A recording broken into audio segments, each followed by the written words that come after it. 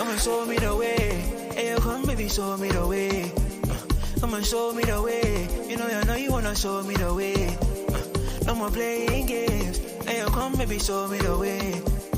Come on, demonstrate. You know you wanna show me the way. Ah, yeah.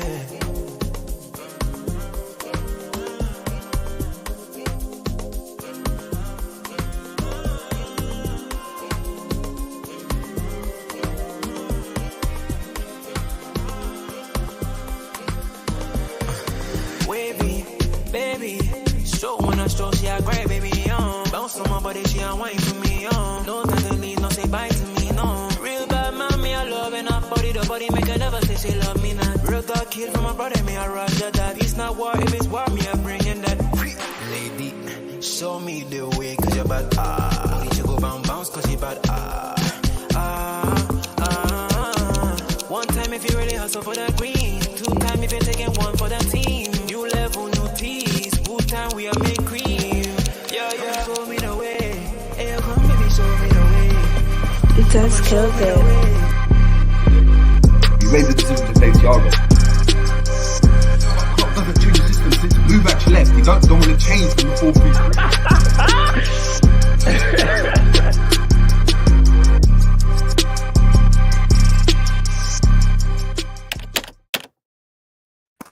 Boom, what's going on, people? We are back again on the Jerry James Show for another Tactics Board. Liverpool ending up 4-1 winners against Luton at Anfield yesterday evening. A game that at first looked like it would be an easy game and then became trickier as that first half progressed. Bene getting the first goal and Liverpool looking more and more unlikely to score, it seemed, with Luis Diaz missing a lot of chances. But Klopp had a chat with them at half-time. Something inspired the players. Anfield began rocking and we blew Luton away, as we should have done, if we're being honest. But we moved 5 points clear. One game played ahead of, obviously, Arsenal and City, but still a good position to be in considering all the injuries. Big up to your damn self. Make sure you're smashing the like as well. We're going to get into all the tactics, all the stats, talk about the game, and then obviously give our player ratings as well. With me today, I've got G and K-Mac in the building. G, I'll start off with you. How you doing, man? Well, blessed, man. Blessed, we had a good chat. Man. Yeah, I know, man. I feel like it's been a little while. But yeah, no, literally, man. We had a good chat earlier on talking about like the academy and stuff like that. That was really, really cool. Taking a look at that type of side. So yeah, man. And last night we won 4-1. You know what I mean? Got to see a couple youngsters as well. So all in all, good game still. Good. K-Mac, how you doing, man? I'm good. Well. Good to be back. Good to be back. Yeah, I checked out that show before. It was great on the academy. Probably going to talk about the academy now as well, aren't we? Because our players stepped up again. What a roller coaster that was last night, to be fair. Yeah, it was a very... First off, I was burning my shirt in the garden. Yeah, and I think a lot of fans were. I know G had a strong words for our forward. I had some strong words for a certain number 19 in our team, and I wanted to see him gone. But he took the game by the scruff of the neck in a second. I think we'll get into it. But before we do, I obviously need to get into the people in the comments as well. Guys, make sure you're smashing a like. If you're watching on YouTube, if you're watching on X, if you're watching on Instagram, wherever you're watching, make sure you're heading over to the YouTube channel and smashing a like. It does help the channel grow. We should easily be on 30 likes already, easily off the bat. So make sure we're smashing the likes. We've got Honesty in the building saying, and big up to yourself, saying Gravenberch won the most duels, which was 8 in midfield for LFC last night. Second game in a row that he did that after winning the most duels, 6 against Brentford as well. Listen, we're going to talk about Ryan Gravenberch in that midfield. Virgil van Dijk has now played 4 consecutive Premier League games without losing a single aerial duel. 6 out of 6 versus Arsenal, 6 out of 6 versus Burnley, 2 out of 2 versus Brentford, and 7 out of 7 against Luton. Virgil van Dijk's Premier League record at Anfield as a Liverpool player, which is 93 games, 77 wins, 15 draws, and that sole defeat, 46 clean sheets and 12 goals. This is VVD's house. Incredible stats for him individually. Alexis Mac Allister won 100% of his aerial duels yesterday, 100% successful dribbles, 86% passing accuracy, 4 chances created, 3 recoveries, 2 assists. El Maestro de la Orchestra. Big up to Revenite in the building as well. We've got Ends in the building. Big up to Ends. G saying smash the like. Big up to Josh in the building as well. Joshua, I hope you're doing well. We've got Keep It Real. K-Max obviously was in the building earlier. We've got Glenn Virgil as well saying, once again, could have used every excuse in the book, but once again, the lads found a way. We got Klopp-ish in the building. We've got Anfield Road N. We've got Boom Boom 43. We've got Dustin in the building as well. And we've got Patrice as well, or Patrice, saying United away towards the end of the season is going to be tough. They're going to win that game badly. They're going to win that game badly. I think they're definitely going to want to win that game. But look, let's start off, man.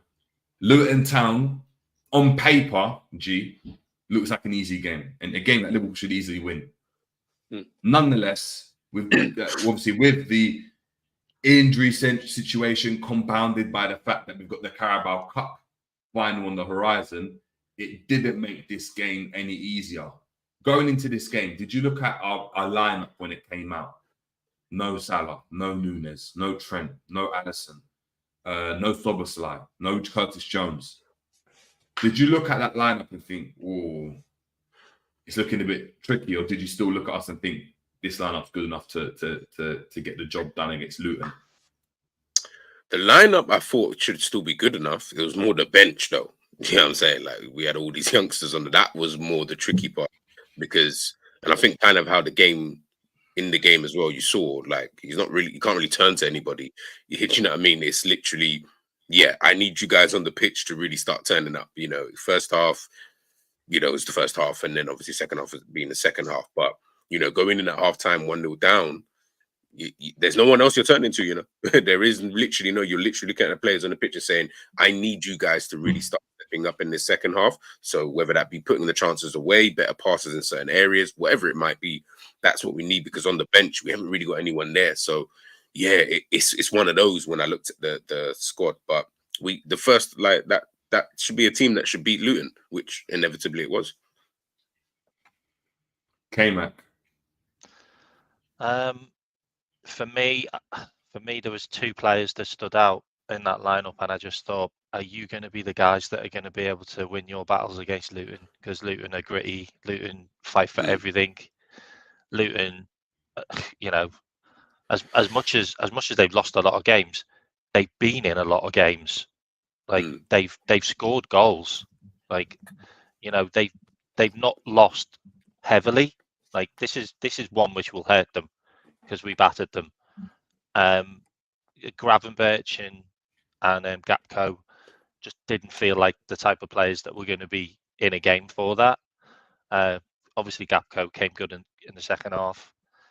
I felt like Elliot starting a game on the right-hand side was a bit of an issue for me. I thought maybe he should have played in midfield, but we didn't have anything. It's kind of throw the dice really right now.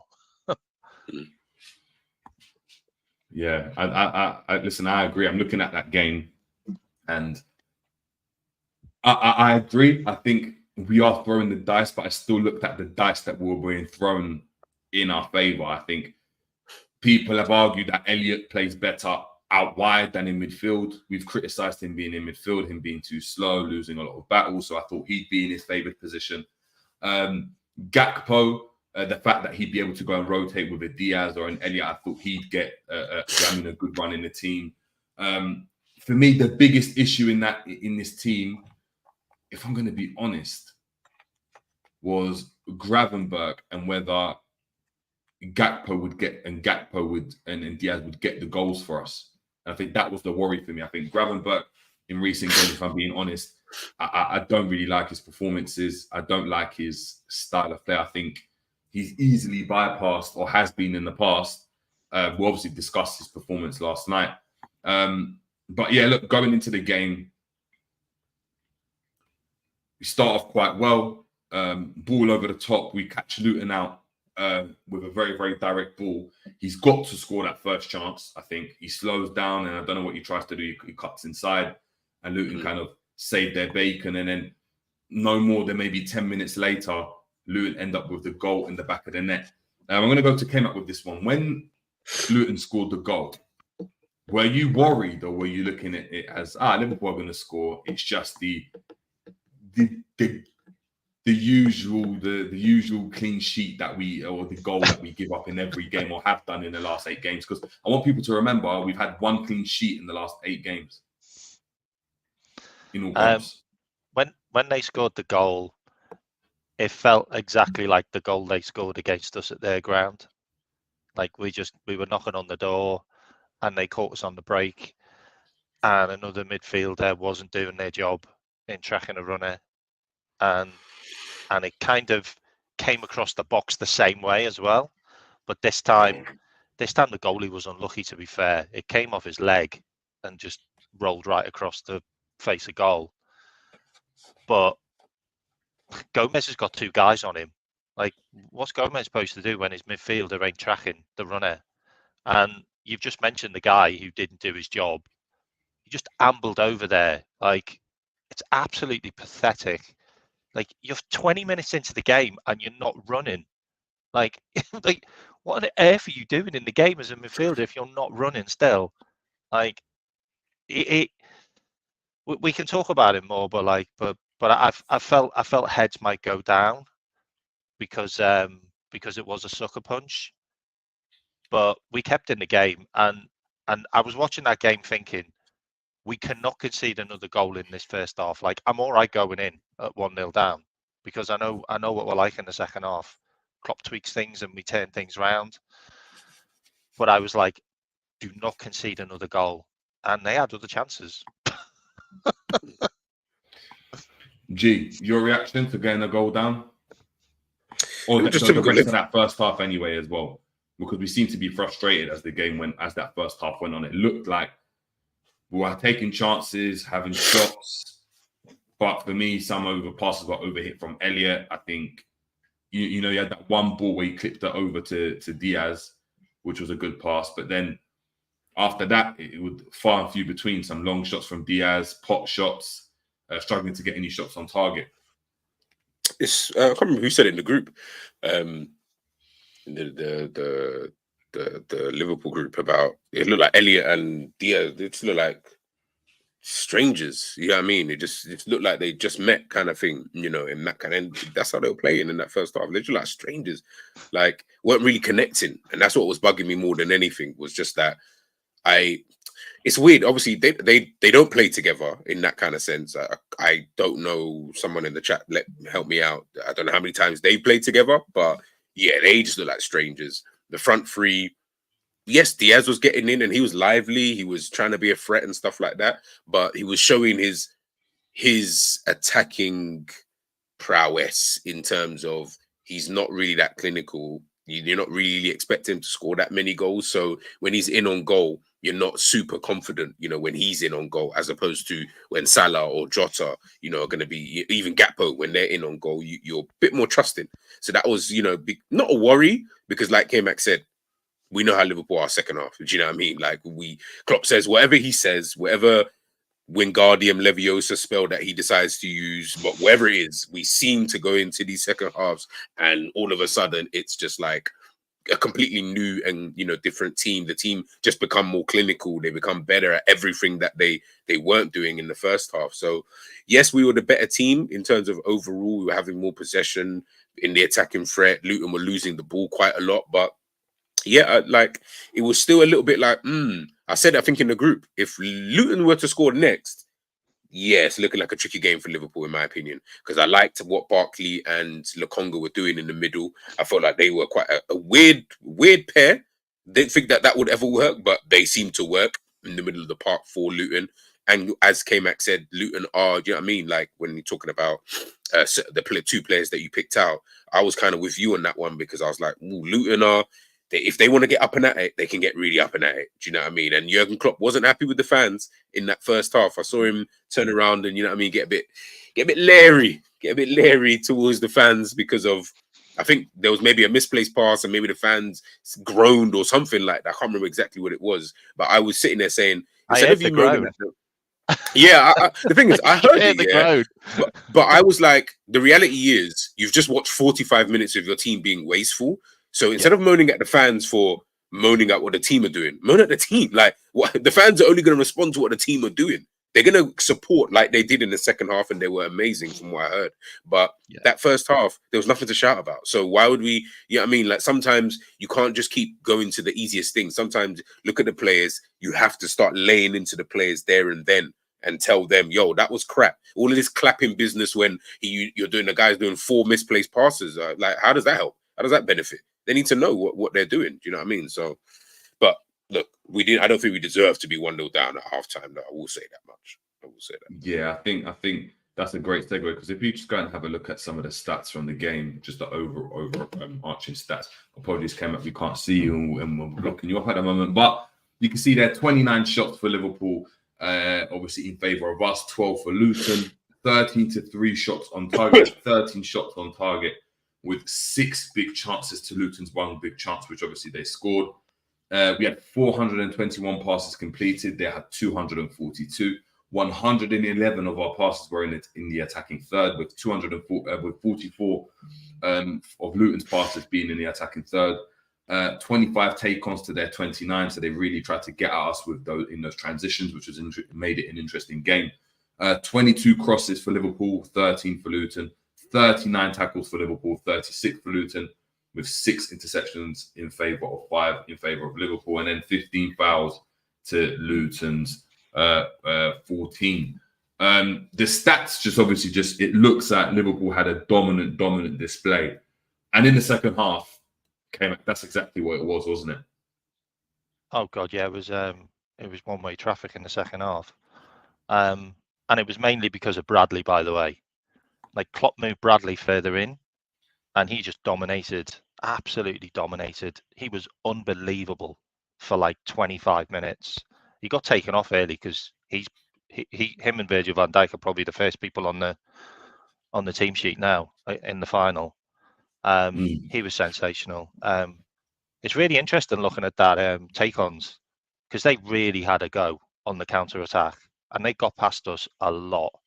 Like Doughty and Benny really had a go at, really had a go at our players. Yeah, and that was mainly because our midfielders weren't tracking them. Like, they weren't committing fouls. And I would also say a massive reason to why we were so dominant in the second half is because of Endo and Mac Allister. They were unbelievable. They won so many challenges, had so much of the ball. Like, I think 94 and 84% pass completion by the pair of them, with over 50 passes in the game.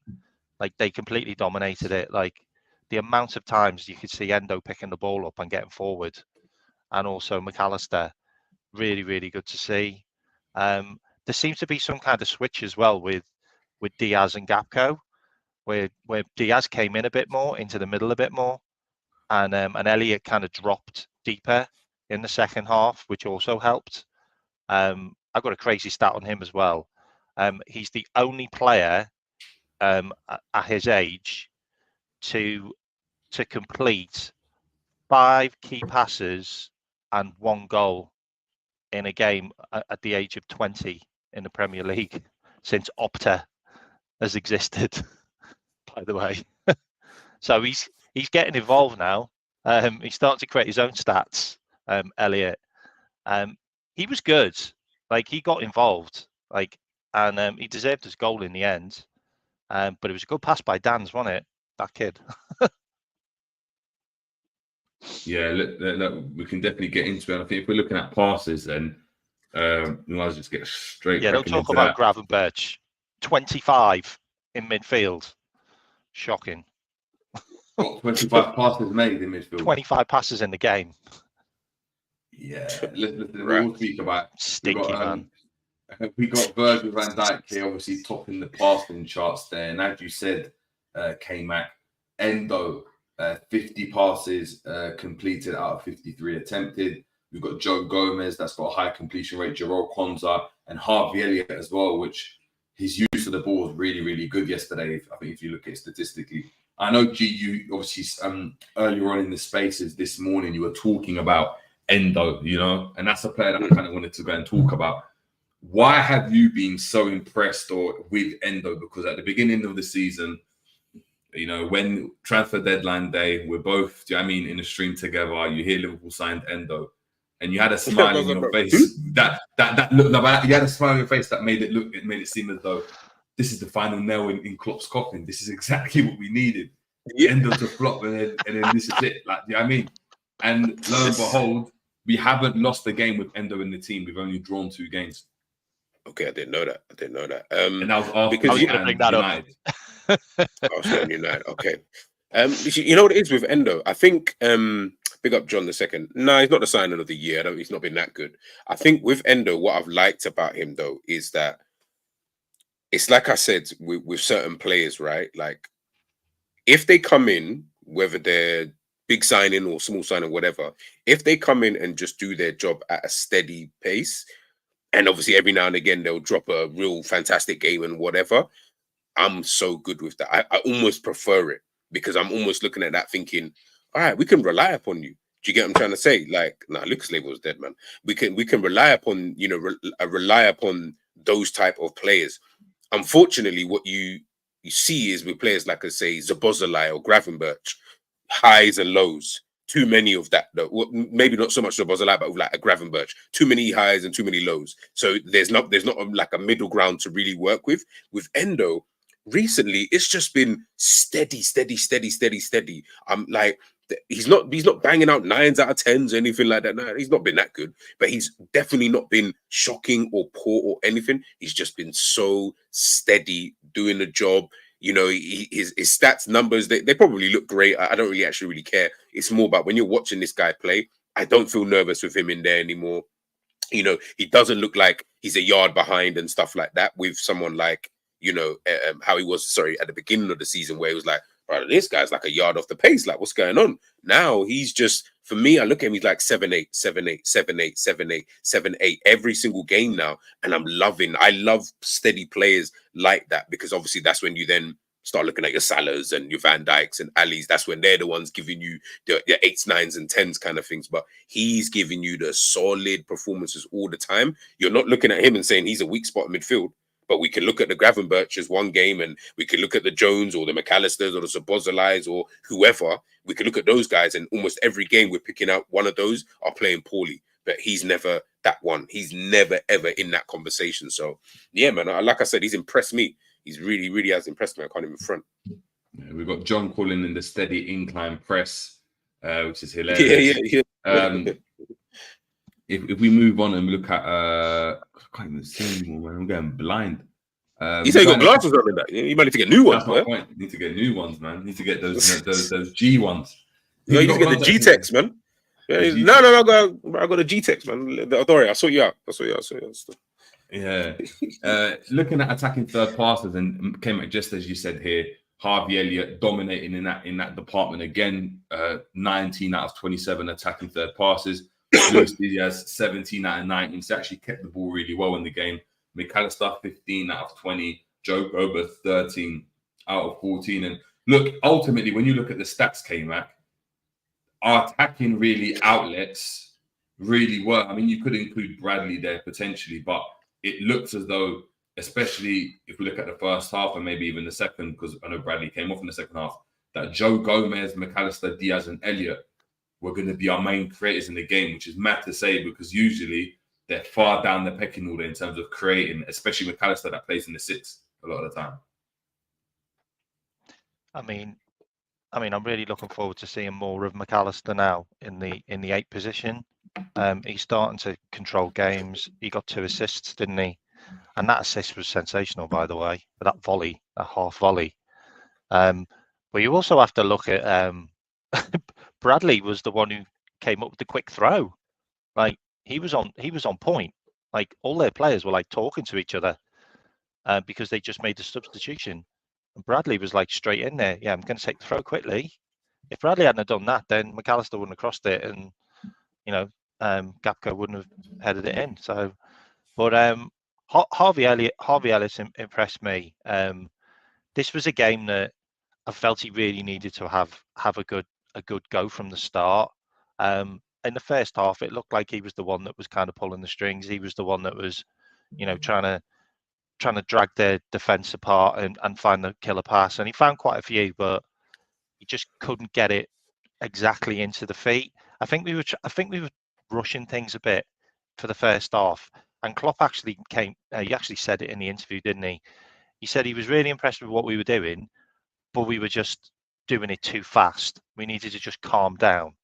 And we obviously did that in the second half, and it could have been 7. Like, it could have really been 7. Their goalie pulled off some really good saves. Like Kaminski, isn't it?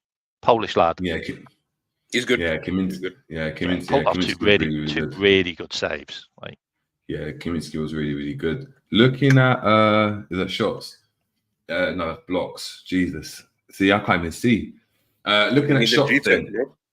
I need the G-Tex, man. Trust me. Looking at shots, we can see here again the emphasis on Harvey Elliott, Luis Diaz, and Cody Gakpo, obviously to get us the goals because they were the front three, and not lucky enough, but they did rise to the challenge of being the guys that take it upon themselves to try and score goals. All 4 of these players managed to score on the day as well, which is really, really good.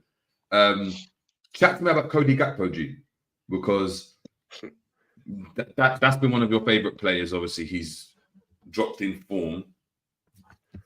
How are you feeling about Cody Gakpo? Isn't that the last 3 games we've had all 3 strikers score? Yes, yeah, it's good. That's nuts. Sorry. Honestly, no. Because and that's Elliot. And that's even chucking Elliot in there now. Yeah, I said it on my match reaction, man. Liverpool are one of the hardest teams to gauge. You really can't gauge them because if you didn't watch the games, you'll just see the stats and be like, yeah, right, Liverpool had their 3 attackers, just like they've been doing and stuff. But if you watch the games, I'll be like, are these guys ever going to score a goal? You know what I mean? They never look like they're going to score a goal. And then poof, out of nowhere, bang. Do you know what I mean? All 3 of them get on the score sheet. Elliot, I don't even think Elliot even played that well. Gakpo, again, I didn't think he played all of that. I don't think he was poor. Like, none of them were poor or anything like that. But to say that they played well, I think would be too much of an over-exaggeration. I just felt like they were above average performances that they were putting in, in the game. But like both of them in an attacking sense. And Gakpo, I felt like Gakpo was doing his thing that he always does, just being a ghost as per usual. Difference is this time he was able to, get himself, on the score sheet. Whereas usually he'll ghost in a game and not score, and then he gets taken out of the team, and then you don't see him for like 3 games kind of thing. But last night we had to rely upon him, and at some point in the game he had to just try and just turn it on a little bit, man. And I wouldn't say necessarily show anybody anything because I didn't see anything that made me think, oh my goodness, Gakpo's the guy. But at least he got himself a goal. You know what I mean? For the stats guys and all the stat merchants out there, it looks good now, because now we've got 5 players this season all on 10 plus goals. Do you think the stats then skew Elliot's performance? Because there's a lot of people in the chat saying Elliot man of the match, Elliot fantastic. You're in Opta stats say that he's the first player at the age of obviously 20 and under to have 6 chances created, a goal scored, more crosses than any other player. Do you think it was a poor performance? I wouldn't say it was poor. Like I said, I don't think anyone was poor. Well, not a good performance. Yeah. Then. It just wasn't a good performance. Like I didn't look at Elliot. Like I would give Elliot maybe yesterday a 7 out of 10, maybe. Like, and why is that? Why would you give him a 7? What did you think he didn't do?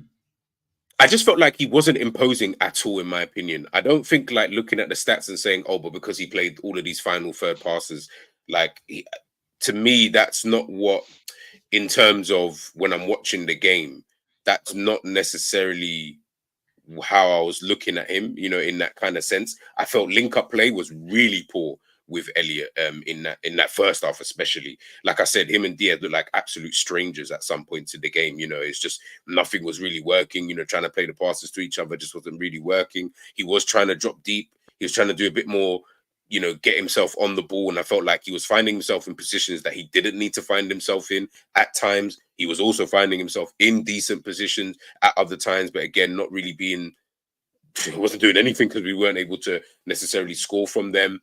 I felt like, especially in that first half, I just didn't look at Elliot and think, oh, he played really, really well. Like, I just felt like he was doing a whole lot of nothing kind of thing. And I feel like he has those performances where it's just a whole lot of nothing. It's a lot of running around, touches the ball a lot, and he's busybody, and he's this and he's that, and everyone, the stats start to go up. He's getting the ball a lot, he's touching the ball a lot, he's passing a lot, and then the stats all of a sudden, you're like, oh my goodness, Elliot's really doing it. And then you're like, but he's doing nothing. He's actually not doing anything. He's just running around and touching the ball a lot, but with nothing to show for it, kind of thing. And then, by the way, really, really good goal. That was a really, really good finish that he scored for his goal. I really, really like that typical left-footed finish from him. Good anticipation after the brilliant tackle by the Luton defender on Gakpo. But yeah, if I'm being honest, outside of that, I don't really feel like his performance was that good, to be honest. Shooting for shooting's sake, man. It was just dumb. What do you think, Mac? I don't really want to get into an argument with G. Please.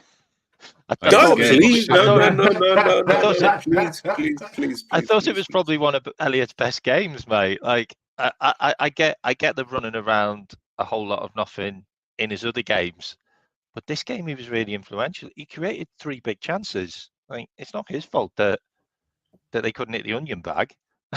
Like, I thought Gakpo was awful, like, throughout. Like, I agree He scored his goal like Gakpo does, where he stands on the goal line. How many times you see him score tap-ins? Like, you're going to get goals if you stand on the goal line. Like, and he does that a lot. So, but he was terrible in the game. Like, he didn't have any pace to get past anyone. Like, that was a really big thing that I noticed in the first half. We had no players that could run past men in the attack. Like, their defenders were like matching us pace for pace. And that Mengi guy, he kept on getting at Diaz. He just kept on getting at Diaz, and he was pushing him to the floor, and he was just muscling him off. And, man of the match for me was probably Bradley. Like, he just completely flipped the game on his head when he came into midfield in the second half. Just completely.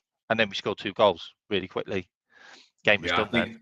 I think what Elliot happened in that game, I don't think in the middle it was working well for him. So I actually agree with G to a certain extent. I think when Bradley came inside, Bradley looked a bit more composed inside and allowed Elliot to stay out wide, which meant he was stretching the pitch a bit more. Because when you think about it, a lot of his touches did come in that first half when, in that attack. And he made that one nice clip ball into I think it was Gakpo or Diaz, where we weren't able to obviously score from there. But after that, he actually held the width instead.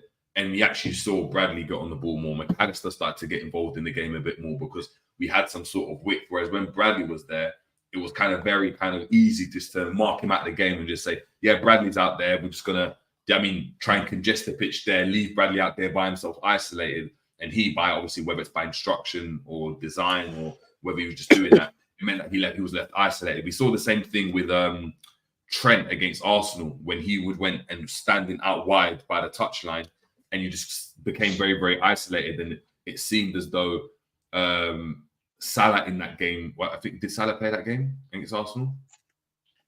No, it was Diaz, isn't it? It was Diaz played right wing in that game. Yeah, Diaz played right wing. Diaz just couldn't do anything in that game because he was getting the ball and it was just like, it wasn't working at all because he had no help on that side. It was Gakpo actually. It was Gakpo. Gakpo played right wing that game, so it was Gakpo that had the ball game because we had Jota and Diaz on the left because Nunes didn't start. So I think it was a very, very well. Yeah, we had Gravenberch on that right hand side as well, and that didn't really work as well. Moving on as well, let's look at some more of these stats, see if we can pick anything apart. Let's go with let's go ball recoveries, man. Ogbene with 8, of course. Chidozie, Ogbene. He gave Virgil back. I'll tell you what, though. If they go down, I wouldn't be surprised if a team kept Ogbene, like signed him for the Prem. He's a good player. Really do like him. Yeah, really do like him. See it very, very direct. But you can see there with ball recoveries. I know Ogbene had 8, but usually the team that's like you had good recoveries, but you expect it because we were on the attack a lot. We tried to go and play in behind Diaz, and obviously he played on that left-hand side as well, and that's where Ogbene was playing. So he gave Joe Gomez hell. But of course, we have to do a lot of recoveries because he's got Diaz on that side. So he had a good game and he got the goal. Virgil van Dijk for me, man, 7 ball recoveries. We usually don't see Virgil van Dijk. We're up high in the charts in regards to ball recoveries. A lot of the time, it's your DMs, it's Trent, it's Gomez.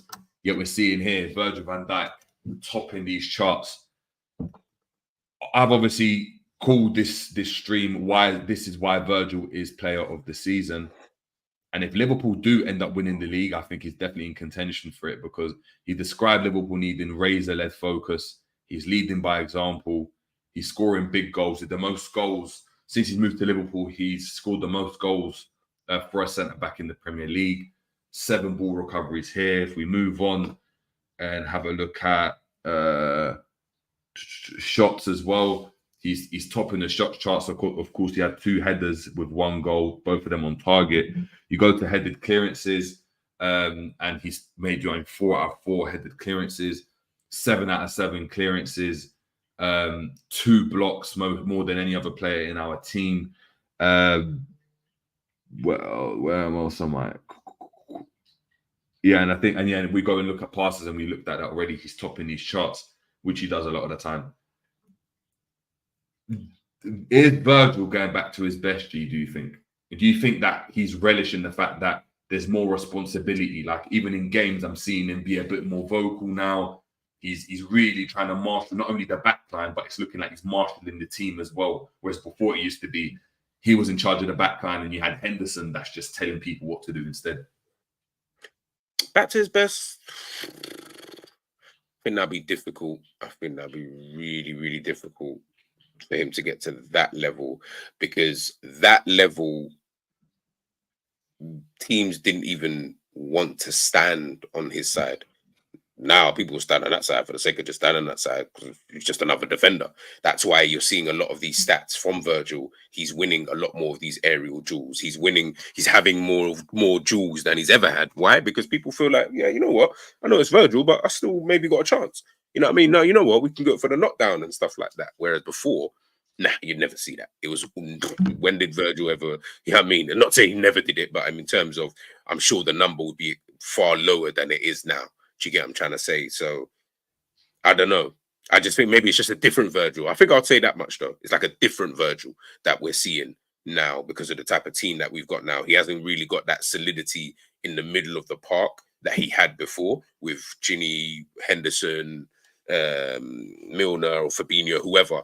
Like, we're not that type of solid anymore. We do get cut open, as we saw with the Luton goal. You know, we just somehow they'd actually played before and got down that same side that Bradley and Gravenberch and Kwanzaa. I think it might have been Kwanzaa, like down that side. I was like, you lot are not paying attention. I don't know what's going on, but you're not paying attention. Be careful. What happened? Next move that they did, they go and score. And I knew you could just see it coming from a mile off, you know, and that's just more the inexperience of Bradley and Kwanzaa, to be honest with you. But then that's why I also look at, you know, Van Dijk to potentially marshal that or help that. But there's nothing he can realistically do in that stage. But the Van Dijk we are seeing, though, he's yesterday really good performance, got the goal for us, which kickstarted the comeback. Yeah, he's putting in good performances, man, but he's doing more work. And I think where he's having to do more work, the numbers are going to be skewed in either way for him. So but that's why I'm like, But isn't that, just to play devil's advocate, isn't that what rivals, when you're talking about, you know, how good Virgil van Dijk is in regards to Premier League greats, him obviously helping Liverpool potentially win the Premier League. This is what rivals and pundits have been talking about, the fact that Van Dijk doesn't play against team players because players don't want to go on his side. He doesn't do anything in games. He doesn't get no one dribble past him because no one tries to dribble past him. Now people are testing it and you're seeing 7 out of 7 aerial duels, back to back. Do you know what I mean? Duels, 100% completion. No one's beating him. Hasn't been dribbled past. He's scoring goals. Scored more goals than any other Premier League defender ever. Do you know what I mean? Since he's been at Liverpool. That's why I say different. Prime example I'll say then is, you would call, I'm going to just assume, I don't know if you're going to say yes or no to this. You would probably sit here and say Peter Cech is one of the best goalkeepers you've ever seen in the Premier League, right? in like Premier League, like in Premier League history. Cool. He conceded 15 goals in that first season with Chelsea. So barely conceded any goals, was barely having shots saved, barely having any shots against him. But we called him one of the best keepers in the world when he's barely having any shots against him. Why would you call someone one of the best goalkeepers you've ever seen when they're barely having any shots against him? Why? Because when we are seeing this guy, that's when I'm seeing it. And it's the same thing I say about goalkeepers. We see a lot more of Ali than I ever would like to see of Ali, and what we would usually see from top quality goalkeepers. The guys who play, the top quality keepers or players, you rarely see them, unless you're a Messi or something like that. But in terms of defenders and goalkeepers, we rarely ever see these guys. Defensive midfielders, you rarely see them in the game. Until that moment when I need you, that's when I need to know how good are you really, because in those moments, that's the difference between being a calm player and being a world-class player, because players in those moments can't always handle it. They can't always play their best. They can't always do everything. Problem that you've got, that's why I say it's different, not any worse or anything, just different. Now what you're seeing with Virgil is, I'm seeing it all the time. Man's doing 7 out of 7 aerial duels, whereas before that would have been like 2 out of 2 aerial duels, if that, in a game. Why? No one's trying to go up against Virgil, but when you do go up against Virgil, you're losing. Now I'm seeing 7 out of 7s. Why? Because teams feel, you know what? Even if we're not winning the battle, it's that second ball. So we can actually go up against Virgil now. So I'm confident now. I don't mind if I don't win that battle now with Virgil. And he doesn't win every battle, every single game. In those times when you're thinking, if we can just win one and get the knockdown, boom. Whereas before, man's not even testing that theory. I don't even want to try and test that theory of if we can just win one. Well, I'd rather just go up against Canate or go up against Matip or Gomez, whoever it was at the time. So that's why I say it's just a different Virgil. To say it's the best, it's hard. I can't really judge it, kind of thing. For me, back then he was way better, in my personal opinion. I just think that's why you said he had an aura. Now I don't feel like he has any aura. I feel like anyone will try it against him, but he is good. So of course he's going to come out on top 9 times out of 10. So yeah, it's just a bit different. I haven't really got much to add on that because G just pretty much said everything.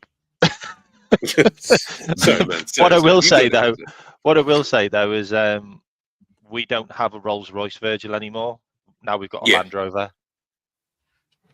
Land Rovers are cool. Land Rovers are cool. Range Rover's cool. Range Rover's cool. It's cool. I mean, that stat that Honesty brought up, like he hasn't lost a header against those teams. All those teams that we played are teams that play long ball, that play set pieces, that play for the high ball. So that's an incredible stat, by the way. It'd be good to see Canate's as well, by the way, because I think Canate's probably quite close. We win a lot of our headers now. Unfortunately, the goals we concede seem to be set-piece goals. And they're not to blame on the defenders. It's to blame on the zonal marking, which could be anyone in that area. But yeah, Virgil's a Land Rover now, not a Rolls Royce. Okay, on that then, speaking of defence, I like Rolls Royce. 1 clean sheet in eight games for Liverpool in all competitions. There's been a lot of talk about, our problems, in midfield in terms of injuries and problems, especially in the attack. Jota obviously out. We've got Salah, Nunes that are doubts as well. We looked at that game and probably thought we don't know where we're going to create. We don't know where we're going to struggle, where we're going to score goals. Is there an argument to say there's still an issue at Liverpool because we are conceding every single game, no matter what the opposition is? It could be your Arsenal, it could be Luton, it could be Chelsea, it could be Nottingham Forest. Liverpool concede goals. And that has been even with Kelleher, with Alisson in the side, because Alisson's only missed the last 2 games or so, or last 3 games or so. So before that, we're still conceding every game. Is that an area of concern? And I want the chat to answer this as well. Do you guys view this as an area of concern for Liverpool? I think it's an area of concern against the big teams, but not against the other teams, because we seem to score bagfuls of goals against them. Like we're putting 4 or 3 goals past most teams, but the big teams we're scoring maybe 1 or 2. So the big teams do worry me because I don't think we can concede against Chelsea at the weekend. Like because it's going to be hard to score against Chelsea at the weekend. So, if we concede first, then it's probably going to end up being extra time and penalties. Is there extra time, or is it just penalties? Penalties. Straight to penalties. Penalties, yeah. Straight to pens. Yeah, so straight No, to pens. Are you sure? I don't know. Pens. That's why I asked. Carabao, remember last season, the season when we won the quad? Do you remember when? Yeah, but even then, Carabao Cup went straight to pens, and McKellar had done well on pens. So that's my concern, and obviously against Man City at home, like we concede against Man City at home first, then you're not going to score many goals past them. So it is a worry us conceding against the big teams. But against the little teams, well, they're not little teams, but against the other teams, we seem to be able. You could say little. Yeah, we seem the little teams. We seem to be. We seem to be able to score 2 or 3 or 4. So that's not so much a worry. It's the bigger teams, and they're the ones that we're probably going to end up having to win those to get us over the line for the cups and the league. Yeah, I hear that. Maybe an Aston Martin, maybe not a Land Rover. Now we're changing cards. I am changing. I was thinking about that for so long. It's mad. Our XG against here is 32.81. So you're so basically 33, and Everton's is only 37. We're below Manchester City and Arsenal in terms of XG. And obviously, I know people XG, but that's what ours is. So we're expected to actually concede a lot more goals, which we actually should. When I watch certain games, I am saying, there are games where I'm like, Jesus Christ, anybody else would score that, but we just happen to get lucky.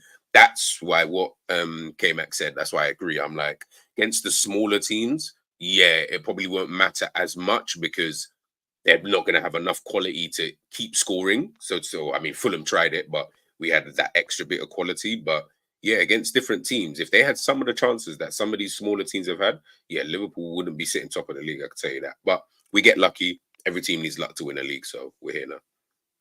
Luton could have scored 3 last night. There was one that squirmed. There's one that squirmed under Keller and rolled right across the line. Yeah. And then there was also one which one of their players, I think it might have been a Benny, smashed it and it was going in the corner. It was going in, and it hit Virgil van Dijk on the chest. He blocked it, but he went past 3 players, and it was arrowing in. That would have been a good save by Keller if he'd have even got to it. But Virgil blocked it. So there could have been 3 goals in that for Luton, and they had bare chances. We're just lucky that we have people who can score goals, man. Honestly, Jesus Christ, we're so lucky, so lucky. Yeah, definitely, man, definitely. Let's get into it, man. Let's just try and go through this as quick as possible. There's 2 of you, so I'll have the deciding vote if you don't agree. But let's get into it. Kelleher, what rating would you give him? Go on, Kevin, you go.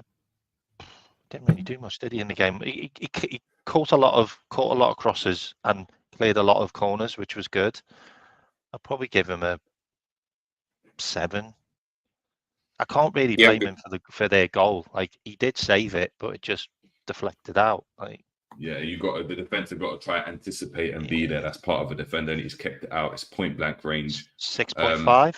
I think. That's what I gave him. 6.5. 6.5. Yeah, so 6.5. All right, cool. For me as well. I think I'm gonna say something. I think Kelleher is better with the ball at his feet than Alisson. I don't think his kicking's that great this season. I think in general he's better. I don't know what we were doing first half. But in general, pumping it to the middle of the pitch. but we were doing it. But look how much success we had out of that. Yeah, there's pure times Diaz set it off, and we had Gravenberch running at players and stuff. So for me, I think he's superb with his feet. He's got better. It just looks assured. He never looks. He's never doing no random Cruyff on the edge of the ball. He's not that toe punting the ball. But maybe Alisson just isn't all that with the ball at his feet anyway. That's what I think. I don't think he. That's what I'm saying. I don't think he is. And I think when we try to go and build up from the back, I think having a Kelleher when we're in possession is actually helps us. Of course, Alisson as a keeper outweighs Kelleher Like, yeah, of course, we just know he's going to protect us. But when we've got the ball, I can see our patterns look much better, especially with the ball at his feet. 100%. I mean, whenever I agree, JJ, whenever Ali goes to kick the ball now, I'll wince in case he pulls up another hamstring. Yeah, that's exactly. A real concern. Like, we got Angel saying, "No way, Alisson is better." Yeah, as the keeper, I don't think with the ball at his feet. Oh yeah, he's a better keeper. If you play football, I think you will see like, yeah, he's not. Keep it real saying Kelleher was a striker. That's why he's better with the ball at his feet. Makes sense then. What was he like? Peter Crouch in that or something? Like, he looked like two. He looked like he'd be a joke striker, you know. Joe Gomez, what we saying? 6. Yeah, it wasn't his best game, but like first off, he didn't get any help from Gravenberch. I think we should have played Robertson though. You know, maybe because we played Gravenberch, we played so Gomez, but I would have played Robertson. But I know we've got obviously the Carabao Cup on the horizon, so it makes it difficult. What 6 is fine. Virgil van Dijk. For me, he was the man of the match. I give him 8.5. Oh, hey, look at me giving the highest score. Can you imagine? 8.5, yeah. I gave him 8.5. I thought it was really solid. Right, this is nosebleed settings for G. G right now as he gave that. You know what I mean? Like, bro, can't you see? I've been sniffing. You know what I mean? Like, I've been snuffing all stream, bro. But yeah, 8.5. I thought it was really, really good, man. Really, really good. Yeah. Drunk Vigo, built up to Drunk Vigo saying VVD made a strong case for man of the match. Guys, make sure you head over and smashing the like as well. I don't even know, man. Oh, that's a joke. That's weird. Kwanzaa, 6. Good game, man. You don't think he had a good game? No, 7. I felt 7. I felt like, I don't think he had a good game. I think he had one of those games where I could see you're one of the youngsters. He had that type of game. Do you think so? I think he carried the ball quite well. Didn't really give the ball away with his passing that I remember. Although my screen was lagging, so maybe I've missed some stuff. So he won a lot of one-on-ones, by the way. He had a lot of one-on-ones down his side. I think primary defending and stuff like that. Yeah, he was okay. Luton didn't really attack that much, so he didn't have much to do. But I felt like, again, he just had one of them performances where I was like, there's always going to be a difference between yourself and, say, like a Konate who looks a bit more. But what was the difference then? Because so, for example, prime. I wouldn't assure us. I think it's a bit strong. I think for the goal, for example, between himself, Bradley, Endo, in fact, there was accumulation of all of them. I felt like for the goal, could have done a bit better. Unfortunately for him, of course, maybe he's just not as strong as I thought he was, because I felt like Woodrow in that first half was constantly pinning him and was using him as almost just like dummy practice, to the point where it was like, now give me the ball against Kwanzaa, because I know Kwanzaa can't touch me. He's not strong enough to be able to really do much in that position. And that's actually fine, because you can't be stronger than everybody. Like, there are stronger people than yourself. But in those moments, that's where I just felt like there was a bit of naivety just coming in from him, trying to obviously win the ball or whatever, hence why they'll then win a free kick or whatever the case, maybe, or they'll win possession and then get the ball forward, etc., etc. But in the second half, he did get obviously a bit better, but 6.5, I didn't think it was that good, to be honest with you. They're all above average, that's all I know. What was yours, K-Mac? 7.5 for me. I thought he was all right. Thought he had a solid game, to be honest. I'm not blaming him for the goal. Cool. So we're gonna go over 7. We're gonna go over 7 then, because that's in between what you guys have said. Connor Bradley. He's 21. Like, come on. No, but I can't keep doing the age thing with these players. Like, when you're playing. Your age doesn't even, like, I can't keep factoring in your age in terms of always saying, oh, but because he's so young. That age thing only comes into play really when you do certain things that you just think to yourself, why would you have done that? Like, maybe because you don't know any different, because you're so, you know what I mean? Because you didn't make any mistakes. It's not about, you don't have to make a mistake. You have to make a mistake to have not so great. That's like us saying Gomez didn't make any mistakes. You're harsh, G. You're harsh on him. No, but Gomez didn't make any mistakes, and we gave him a 6. He made no mistakes in the game. Like, none. There was no mistakes from Gomez, but we gave him a 6 because the performance wasn't as good, but with 0 mistakes. So it's the same thing will be applied to someone like Kwanzaa. You don't have to make mistakes. Gomez had that shot as well that nearly went in. That was close. I forgot about that. Him in his bloody shooting. He will score. Bradley 7.5. I thought he was good. I thought it was solid. I thought Bradley was man of the match for me, but I give him an 8 because you've got Virgil as an 8.5 as man of the match, so I'll give him an 8. So you can Can't get an 8.5, can he? Because then he'd be man of the match. Yeah, I give him 7.5. I think he was good. I think, I think it was just good. I think Alfie Doughty still had a decent game, but yeah, it was good. You look at that right hand side. You got Harvey Elliott, who's 20.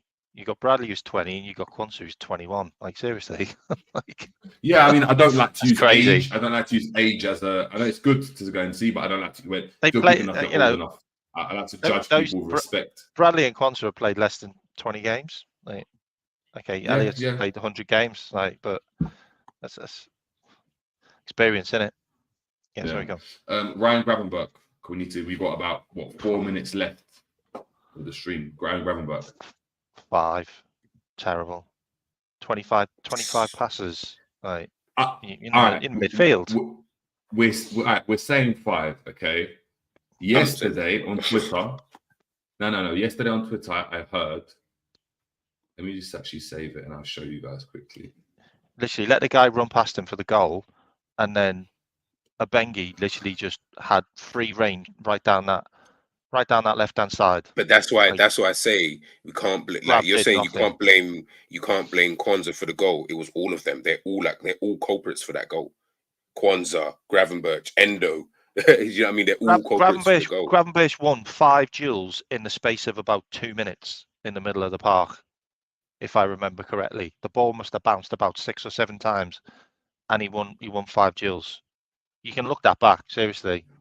They all happen within the space of a couple of minutes. I thought Gravenberch was all right. I didn't think I gave him a 7. I was like, yeah, you like if we're giving Quansah a 7, and I thought he was way better than Quansah. I don't think Quansah was as good as Gravenberch. Guy's got no effort. Look. Let's. I'm going to say 7. I'll just say 7. I mean, what I've heard, which we saw yesterday, was Ryan Gravenberch has all the qualities needed to be a top quality number 6. He has the height, the physicality, the spatial understanding, calm under pressure, immense high technical ability. He also adds drive, dribbling ability, and finishing. He can be our Rodri. Yeah, we need to stop doing silly stuff like this, man. Like, it's just long, it's boring. Why do you have to compare the guy? Why do you have to always compare them to the best in that position? Like, just compare him to someone else. Just makes no sense. No one's getting another Rodri. There's only one. Exactly. There's only one anyway. We've got honesty here saying Ryan Gravenberch won the most duels, 8 in midfield for LFC last night. 2nd game in a row that he did that after winning the most duels, 6 against Brentford as well. So hey, watch that game back. Honestly, I'm just going to say 7. Just for the sake of watch that game back and just watch Gravenberch. All right, that's all I'm saying. People need to watch the football matches, man. This guy is stinky. So you're saying 5. Yeah, and I've got an agenda. Okay. At least you're honest. He's crap. He is crap. Like, at least run. The average is 6. One said 7. One said 6. It's gone. It's up to you. It's up to you. I'm not involved in this one now. Not for Grav. One said 7. One said 5. Endo. Oh 7. man, he was sensational. 7. I give him an 8, but yeah. All right, it's only because you got Quansah so high. Like, I'm like, it's screwing up my whole judgment because Quansah for me is not a 7. So I'm like, it's unfair. I'm not putting Endo the same level as Quansah. So yeah, 7.5. And saying no, you need to watch it in terms of K-Mac. I did. They're watching the game. I did. It got me more angry. Mac Allister, 2 assists, 8.5. Oh, yeah, 8.5. 8.5.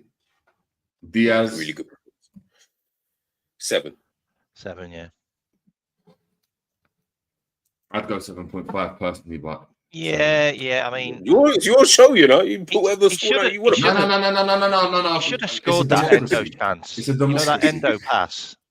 That Endo pass where he was 1-on-1 and he put it wide. He should have scored that. Right. 7.5, yeah, 7.5.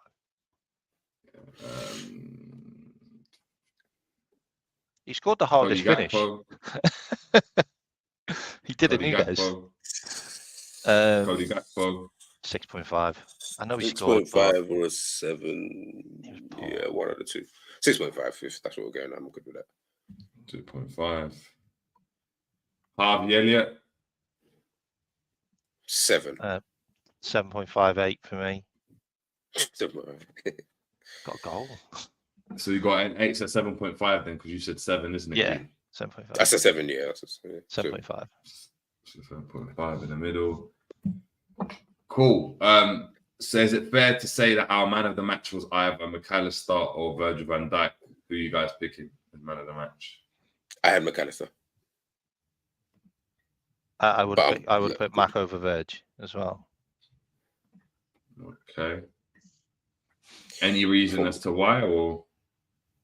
He was the best player on the park. Yeah. 2 assists. But even outside of the 2 assists, he was just Virgil the best did score player on the though. Actually, no, Virg. He scored the goal that equalised. I forgot about that. Sorry, mate. Sorry, Virg. I totally forgot he scored the first goal.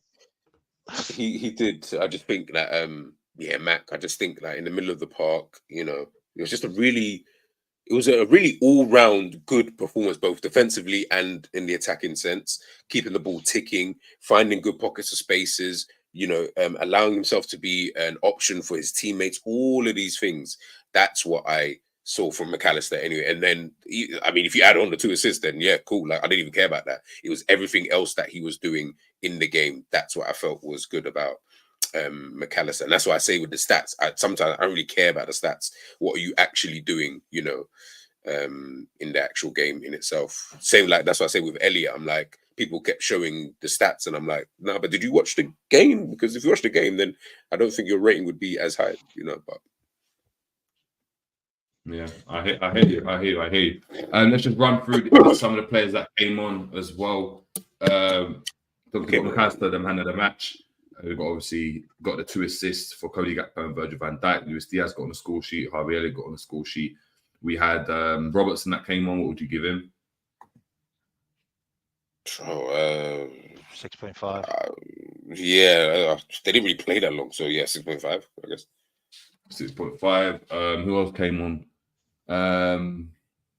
Bobby Clark, Dans, and McConnell. I couldn't really rate them because they didn't really play, didn't do anything like. Bobby Clark, I'll give a 6.5. He looked good when he came on. Yeah, and Dan's and Finger only played like a minute, so although Dan's did look like 1 2 good touches in that. He did look all right. Yeah. Dan's looked sharp, and he didn't. He looked like he's got some strength about him. He didn't look like he's on that popcorn and iron brew diet. He looked like he's eating. Yeah. He looked good. He looks like a decent player. Did you see the Luton manager speak to Klopp at the end? Yeah, talking about how he used to play against dad. Yeah. No, he's been bagging it up for the under 18s as well, man. It's a good player. Yeah. Good player. Deserves a chance. Agreed. Yeah. Seven players in total. 21 or under played in that game.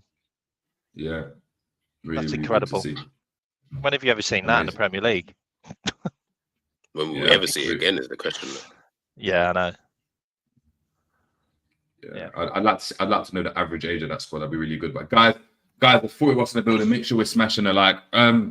Listen, we're gonna have to head off because I've got to go and head off and get to training on time. And the weather looks absolutely terrible. Bro, it's raining a lot, man. Chucking it down. Yeah, so it looks absolutely terrible. So, guys, appreciate everyone obviously tuning in. Make sure you are smashing the like, guys, on the Tactics board. Make sure you're heading over to GTV Football as well as KMAC channel to get your content over there. Me and G have just obviously, along with Ends, done a show on the Liverpool Academy and Academy football in general. So please take a look at that. That's really, really good. We've also obviously spoken about the injury situation at Liverpool under Klopp. That was obviously a members video. It's now released to the public so you guys can get a taster of what the members videos are like.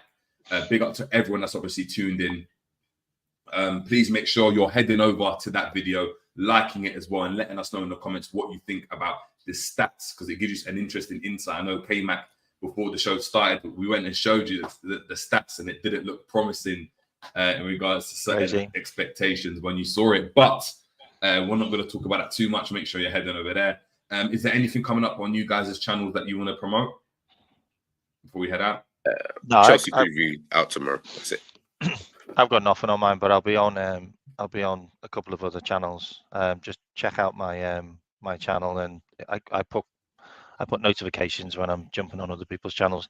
And if you're on my channel now and you're on Jerry's show now, can you please go over to his and subscribe, because you'll be watching it on mine, but subscribe, okay, guys? And also to G's as well. Big up. Big up, man. There we go. But listen, appreciate everyone obviously tuning in. Big up Ravi, big up Alex, big up Angel as well, big up everyone that's obviously tuning in. Honesty as well, always bringing in with the stats. And until next time, people, obviously stay tuned, because we're going to have the preview for the Carabao Cup final coming on Saturday. So that's going to be dropping on Saturday, so please check out that one. But until next time, people, have a great Thursday and Friday. It's been the Jerry James Show, and we are out. Take it easy.